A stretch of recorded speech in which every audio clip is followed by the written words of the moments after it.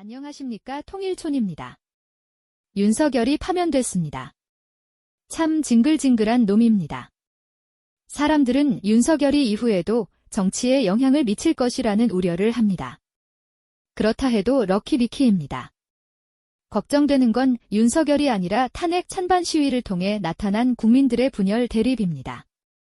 탄핵을 찬성하는 사람들이나 반대하는 사람들이나 자기 또는 자기 집단에 도움이 되는 방향으로 나라가 운영되길 바랄 것입니다. 그것도 어쨌든 나라를 걱정하는 마음인 것이니 그 정도 충심은 서로 믿어주기로 합시다. 그들은 처부수어야 할 적이 아니기 때문입니다. 해방 직후 찬탁 반탁을 생각해봅니다. 찬탁과 반탁은 남한 사회의 대립과 대결이 집단화된 첫 번째 사건입니다. 양상도 지금과 비슷했습니다.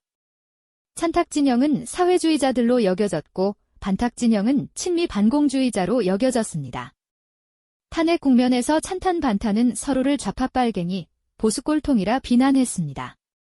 어쩌다 이렇게까지 갈라지고 대립하게 되었을까? 집단의 대립은 보통 한정된 자원에 따른 물자 부족 때문이거나 역사적으로 형성된 지역 집단의식에 따라 나타납니다. 청년들 중심으로 나타나는 젠더 갈등이나 주로 중장년층에서 나타나는 지역 감정이나 빨갱이 논란이 그것입니다. 이 둘은 진보 보수라는 두 축으로 모여듭니다. 한국 사회에서의 좌우 대립 보역 갈등의 뿌리는 해방 직후 미군정의 통치 정책입니다. 해방 후 점령군으로 들어온 미군에게 한국은 공산주의와의 대결의 계속이었으며 자연스럽게 반공주의를 기준으로 남한 사회를 정리했습니다. 이렇게 남한 사회의 좌우 대립 구조가 탄생했습니다. 이런 배경 속에서 때마침 찬탁반탁 대결로 대중적 차원의 좌우 대립이 정착되었습니다.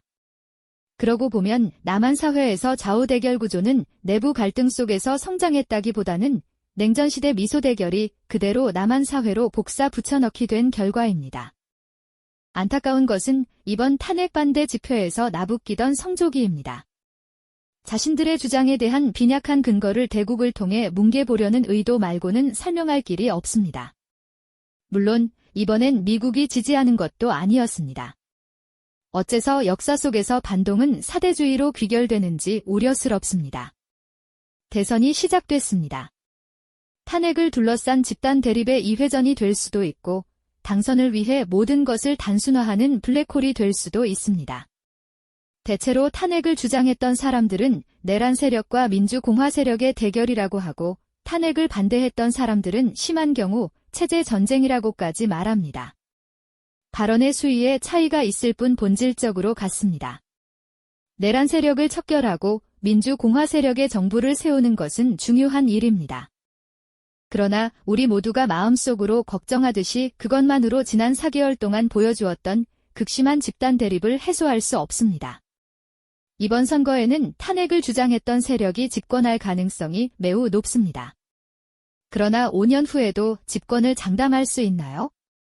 단순한 절차적, 형식적 민주주의를 지키기 위해서라도 해방 후 지금까지 80년 동안 국민들 내부에 뿌리 깊게 각인되어 온 근거 부실한 집단 대결 의식을 해체하려는 노력이 병행되어야 합니다.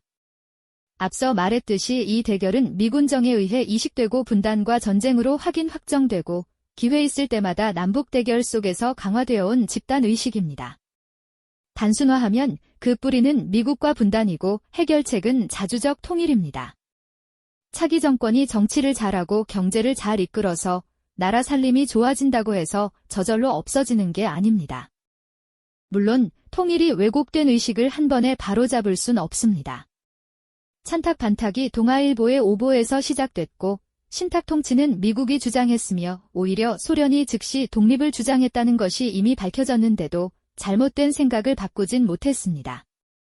통일은 집단의식을 깨고 자기 생각, 자기 주장을 갖는 시발점이 될 것입니다.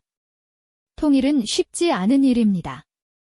요즘처럼 북이 남측을 소 닭 보듯이 하고 있으니 더 멀어 보입니다. 당장의 통일은 아니더라도 서로 교류하고 협력하고 왕래하는 관계라도 가야 합니다. 대선이 시작됐습니다. 통일을 얘기하지 않는 자는 대통령의 의무에 대해 생각해보지 않은 후보이니 볼 것 없이 X입니다.